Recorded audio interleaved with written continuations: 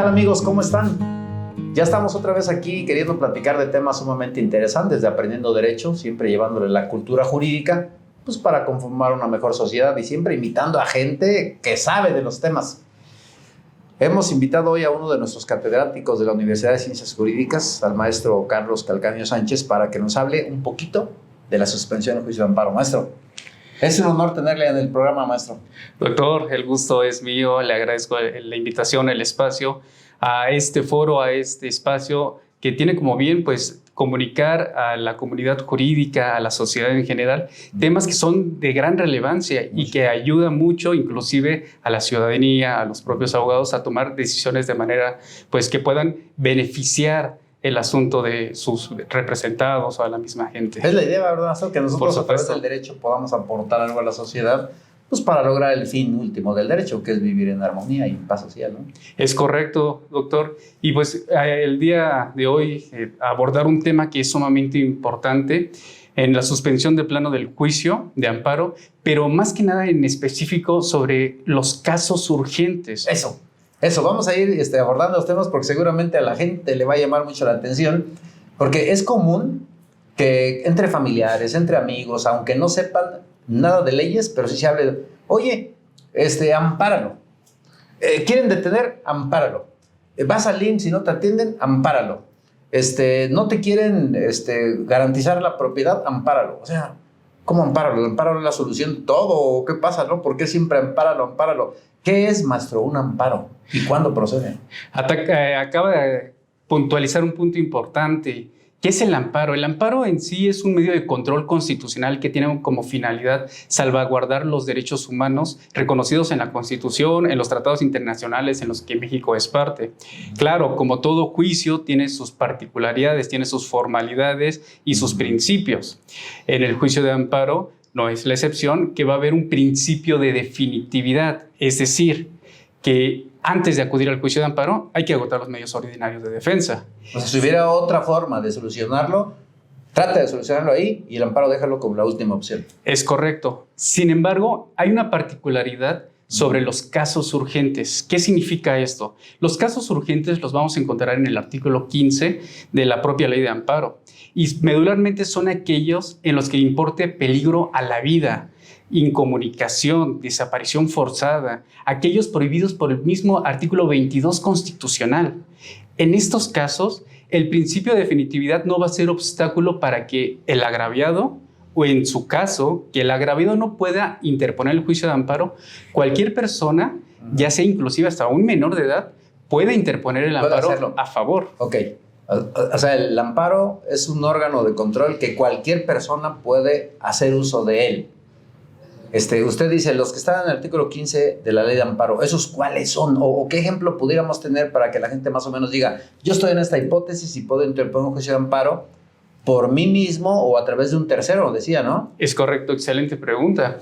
Es importante identificar que en los casos urgentes como el que importe algún peligro a la vida, ejemplo es que una persona no esté teniendo la atención médica para cuidar su problema de algún accidente, alguna enfermedad que pudiera, la falta de atención oportuna, generar un perjuicio en su propia vida, en su propia salud.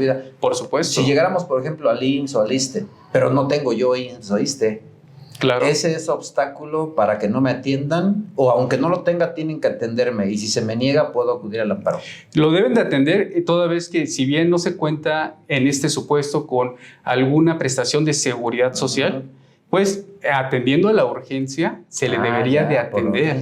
Okay. Claro, después va a pagar una cuota, una recuperación económica, pero lo importante es salvar a salvo la vida, ¿no? Es correcto. Güey, esto es importante. Yo tengo que ir y tengo que decir, es un bien que está urgentemente necesitado que sea atendido, que es la vida. Me van a decir, ¿sabes qué? No, porque tú no tienes causabiencia. Ok, yo interpongo un juicio de amparo, pero el amparo se va a resolver en un mes, maestro. Entonces, ¿cómo hacer que me atiendan pronto? Porque si promuevo un amparo y me lo van a resolver en un mes, a lo mejor me morí. Entonces, la urgencia, ¿cómo lo hago urgente y que tenga yo un resultado pronto, en horas o minutos? Bien, bueno. En los casos de urgencia, el mismo artículo 20 de la propia ley de amparo toca un punto importante, que en estos casos Lo que se puede hacer es interponerle por escrito, por los medios electrónicos, o inclusive hasta por la comparecencia tanto de persona que sea familiar, persona que sea conocido, un menor, y que pueda acudir ante el órgano jurisdiccional. Aquí viene un punto también interesante, que es que no hay horas inhábiles, que no hay días inhábiles. 24 horas, ¿no? Son las 24 horas. Los jueces que conocen de amparo están las 24 horas atendiendo. ¿Dónde están ubicados físicamente? Sí, aquí van a tener las guardias correspondientes y van a estar en el Poder Judicial de la Federación. En este caso, aquí en Morelos, en Colonia del Lago, si mal no recuerdo, cerca de aquí de dos plazas comerciales. De Plaza Galerías. No lo quise comentar a efecto de los derechos. A ver, llego ahí a las 2 de la mañana. Claro. Porque a mi hermano no lo quieren atender en el IMSS y está muy grave porque fue lesionado. Yo llego y está cerrado todo. Claro, claro. Hay un cartulón que dice, de tal fecha a tal fecha se encuentra de guardia el juez segundo de distrito y su número telefónico tal. Tengo que hacer una llamada, decirle, tengo este problema y quiero que me reciba. Es correcto. En esos casos es siempre buscar quién está de guardia. ¿Quién está de guardia? A efecto de comunicarle que hay un caso urgente que es necesario, sea de su conocimiento. ¿Para qué?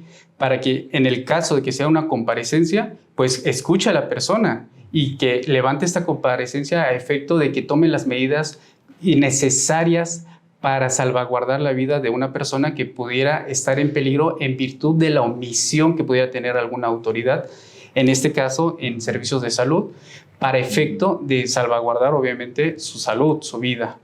Ajá, entonces la persona que está de guardia, que suele ser el juez o su secretario, es correcto, me toma la comparecencia, escriben todo lo que yo le digo, me imagino que ellos me ayudan, porque yo no soy abogado, a darle la forma, y luego de ahí, ¿qué hace el funcionario? ¿Hace una llamada para que le contesten o va a verificar? O sea, ¿qué sigue? Claro.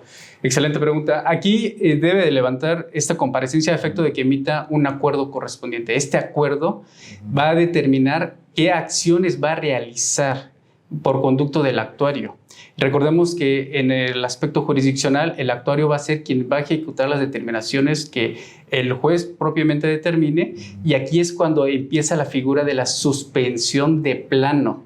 Esta suspensión de plano, que es tanto de oficio como a petición de parte, pero regularmente la maneja de oficio el órgano jurisdiccional, a efecto de que sin mayor dilación emita algún pronunciamiento, en este ejemplo, a efecto de que el actuario se constituya en este nosocomio, a efecto de que tenga a bien identificar si efectivamente ahí está una persona que no está siendo atendida, identificar las condiciones y que se le atienda de manera inmediata. Aquí no hay que perder de vista que en este ejemplo que estamos abordando, el peligro a la vida puede ser es el caso grave que, imaginemos, en caso de que pierda la vida, pues es un derecho que jamás se le podrá restituir a esta persona. Ya no se va a poder revivir a la persona si fallece, ¿no? Es correcto. Entonces va el actuario, tiene que verificar que efectivamente está una persona ahí enferma, que efectivamente sea aquel de quien se hizo la narrativa en la solicitud del amparo, de la demanda de amparo. Hablar con el encargado del nosocomio o el director para decirle, oye, te están atribuyendo que tú no lo haces caso. Es correcto. Y de eso me imagino que va a levantar una constancia y le va a notificar a un juez ordenado que tienes que darle atención inmediata y además darnos un reporte. Todo eso, máster, se oye muy padre. Se oye muy padre, pero en la práctica, ¿cuánto tiempo nos llevaría? O sea, supongamos, para ponerle horario, yo llego al IMSS a las 10 de la noche, un domingo o un sábado que todo el mundo pues está descansando. No quieren atender a mi hermano, yo lo veo muy grave. Me dijeron, sí, que se espere allá, como suele suceder. Yo voy, argumento que mi hermano tiene esa situación, llego probablemente a juzgado 10:30 por la urgencia. Si a las 10 llegamos al IMSS, a las 10:30 estoy en el juzgado, ¿todo esto en cuánto tiempo se traduce? ¿A qué hora más o menos estaríamos esperando que vaya el actuario al IMSS y que le ordene al director del IMSS que un juez ordenó que se le atienda de inmediato a un familiar y se le administre la atención médica? Claro, los criterios jurisprudenciales, la propia normatividad señala que debe ser de manera inmediata. Esta manera inmediata se va viendo calculado dentro de las 24 horas siguientes. Okay. Aunque sean horas y días inhábiles, es importante que al momento de la comparecencia, máxime que sí, es mejor presentar la demanda de amparo de manera escrita por conducto de un abogado, hacer uso de las hipótesis que nos establece el artículo 20 de la propia ley de amparo, en el cual nos dice que cualquier hora, en cualquier momento, se puede interponer este juicio a efecto de que se tomen las medidas inmediatas, prontas. Esto es importante que la gente lo sepa, porque pues no se requiere de ser abogado a veces para acceder a este tipo de mecanismos de protección. Como lo ha usted explicado en el programa, cualquier persona sin ser abogado podría llevar a cabo este trámite, ¿no? En el aspecto de comparecer justamente. Así es. Que aquí uno de los puntos importantes y que es el motivo de este tema es socializar estos casos urgentes y que tenemos esta herramienta que es el juicio de amparo para poder salvaguardar a aquellos bienes jurídicos tutelados de gran relevancia, aquellos derechos humanos también de gran pudiera relevancia. ser la propia libertad, ¿o no? Es correcto. También. Oiga, entonces, a ver, ahora cambiemos un poquito las cosas. Detuvieron a mi hermano los policías y yo quiero verlo, pero ni me lo dejan ver. Sí, y claro. voy a la fiscalía y no me lo dejan ver. Y además yo vi que la policía entró a mi casa sin orden de cateo y se lo llevó. Considero que hay una ilegalidad. Puedo en este caso ir también otra vez yo, pedir por comparecencia mi solicitud de amparo y decirle al juez, pues es que estábamos en mi casa con mi hermano, entró la policía sin orden de cateo y se lo llevó. Considero que hay una ilegalidad. También opera en este caso igual que se ordene al actuario de ser factible, que vaya, verifique si está detenido y que le diga, en todo caso, al Ministerio Público, a ver, ríndeme tu informe de por qué lo detuviste y justificar si es o no legal la detención. Aquí entraría en el aspecto de desaparición forzada, en el sentido de que algún agente del Estado detenga a alguna persona, pero resulta que no se identifica en dónde se encuentra esta persona detenida. No está en algún centro de reinserción, no está en la fiscalía, no lo encuentran, pero sí vieron que había un agente del Estado que lo detuvieron. Entonces aquí encuadraríamos esta figura en la desaparición forzada para que sea el propio órgano jurisdiccional quien determine como medida, como suspensión de plano, el identificar dónde se encuentra esa persona. Ahí es cuando genera el acuerdo correspondiente a efecto de que el actuario pues indague en todos los centros de detención para ver en dónde se encuentra esta persona. Porque a lo mejor está detenida, pero nadie informa, ¿no? Sí, claro. Pero si fuera el caso de la fiscalía, ahí no hay una suspensión de plano porque no es tan urgente. El fiscal tiene 48 horas para determinar si lo libera o no. Y eso Exacto. No es tan urgente como que una desaparición forzada o que es correcto. Por medio de la pérdida de vida. Es correcto. Aquí es importante identificar que los casos urgentes en este ejemplo es la desaparición forzada o cuando se ataque a la libertad personal pero fuera de un procedimiento, fuera de un juicio. En el caso de que hay una carpeta de investigación, alguna acción que la propia fiscalía esté realizando, pues en cierto punto está cumpliendo con las formalidades y no se pudiera acreditar quizás en la urgencia del asunto. Aquí el punto importante que siempre tenemos que identificar es la urgencia va encaminada a que haya un bien jurídico tutelado de relevancia que se esté perjudicando. Y que no podamos dilatar. Exactamente. No podemos dilatar. Entonces es desaparición forzada, salud. ¿Qué otro caso pudiéramos...? Incomunicación, malos tratos. En el tema de incomunicación o malos tratos, cuando aquellas personas que se encuentran en un cerezo, que pudieran arguir los familiares que están incomunicados toda vez que no les permiten tener una visita o que pueden ser castigados, lo que de repente se llegara a escuchar, pero que al final del día son temas que no se comprueban en ciertos asuntos, pero en estos casos también uno puede interponer un juicio de amparo a efecto de que sea el órgano jurisdiccional en una suspensión de plano haga las determinaciones para que el actuario acuda en los centros de detención a efecto de que identifiquen a la persona y le digan, oye, fíjate que algún familiar está preguntando por ti, está interponiendo un juicio toda vez que piensa que está incomunicado. Le hace el conocimiento del asunto para que esta misma persona diga si es cierto, si ratifica a efecto de que confirme el amparo que confirme la demanda de amparo y ahora sí continúe con todo el proceso. Pero aquí el punto importante de identificar es la suspensión de plano. Que eso es lo interesante. Es lo interesante porque en esta suspensión de plano, sin mayor datos que pretenda requerir la autoridad jurisdiccional a la autoridad responsable, pues la emite. ¿Qué significa esto? Basta con las manifestaciones que en el escrito de la demanda se realice, porque claro, es bajo protesta de decir verdad. Ya. Basta Aguas con y mientes. Exactamente, porque si no ahí ya se configura un delito de falsedad ante declaración, ante autoridad. Ahora, o sea, el juez cree lo que le dices porque es bajo protesta, sí, ¿verdad? Es correcto. Si después el juez se entera que le mentiste, que se va a ir al bote, es el que fue a pedir un amparo con falsedad, ¿no? Sí, claro. Por eso es importante respetar las formalidades. Si bien es cierto, en un momento comentamos que este juicio de amparo en los casos urgentes lo puede interponer cualquier persona, inclusive un ciudadano, acercarse al Poder Judicial de la Federación. Un vecino del quejoso. Es correcto. Sin embargo, siempre va a ser importante la intervención de un abogado. ¿Por qué? Porque el abogado naturalmente va a conocer las formalidades y va a establecer de manera precisa, correcta, la forma en cómo se puede interponer y la manera que va a ser lo idóneo para la suspensión de plano. Y hasta dónde va a llegar, ¿no? Es correcto. Y si se trata de particulares que participan y no propiamente autoridad, también procede, porque ahorita estaba yo pensando, si yo llevé a mi hermano que está muy grave en su salud con una clínica particular y me dice el de la clínica, sí se lo atiendo, que lo ingresen, pero deposíteme 50,000 pesos. Pero pues es que no tengo. Entonces sáquenlo. ¿Cómo? Sí, pues no tienes dinero y aquí es una clínica privada. ¿Quieres? Vete al IMSS. Es que no tengo IMSS. Pues vete al ISSSTE tampoco. Pues como no tengo dinero, entonces me va a morir. ¿También puedo, maestro, ahí? Interesante punto. Aquí, en este ejemplo que pone, yo le agregaría que por la inmediatez del lugar, la clínica particular es lo más rápido que se puede llegar y el transportarse a alguna otra clínica, inclusive sea particular o sea del sector público, pues conllevaría más retraso por el tiempo del transcurso que hay que realizar.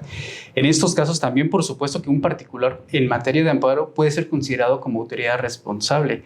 Ojo, aquí lo interesante, en la propia ley de amparo, en su artículo 5, nos establece que los particulares también pueden ser autoridades responsables, pueden ser considerados como autoridades en el caso de las acciones que realiza. Es decir, en este ejemplo que ponemos, la pregunta es, ¿el derecho a la salud, quién está obligado a darlo? Aquí es cuando identificamos que el artículo 4 constitucional nos dice que el derecho a la salud lo debe de garantizar el Estado mexicano, claro, por conducto de sus 3 niveles de gobierno. Y en los casos de particulares es el Estado mexicano quien da las autorizaciones, quien da los permisos para que un hospital... Es corresponsable para temas del juicio de amparo, claro. Y aquí en esta hipótesis, considerando que esta clínica particular es la más cercana para que se le pueda atender de manera inmediata al familiar. Porque el trasladarse a una clínica que pudiera estar muchísimo más retirada puede ahí generar el tema del peligro a la vida. Siempre en estos casos el tiempo apremia. Entonces, en este caso concreto, el juez sí podría ordenarle al director de esa clínica particular: a ver, después te peleas por el pago. Ahorita dale la atención y salva de la vida en lo que esté todo a tu alcance. Es correcto. Y si no, entonces habrá una violación de la suspensión. Es correcto. ¿Y eso qué implicaría? Aquí acabo de identificar un tema muy importante.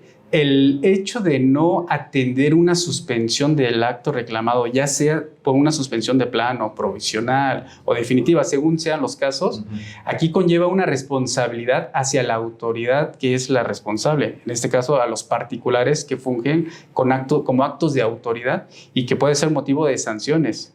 En el caso de servidores públicos, pues vienen multas, vienen el tema penal, porque no hay que inadvertir que también el desatender una orden, el desacato, exacto. Y hasta han perdido la concesión, son particulares, Es correcto. Puede generar responsabilidades, inclusive un escenario más trágico, que fallezca la persona, hay una responsabilidad también ahí.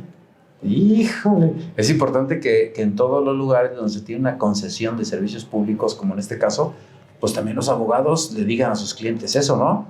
Porque hay mucha ignorancia de esto, maestro. Creo que usted nos ha traído mucha luz para poder entender que el Estado primariamente tiene obligación. Es correcto. de otorgar algunos servicios, pero hay otros particulares que cuentan con la autorización del Estado para también ofertarlos.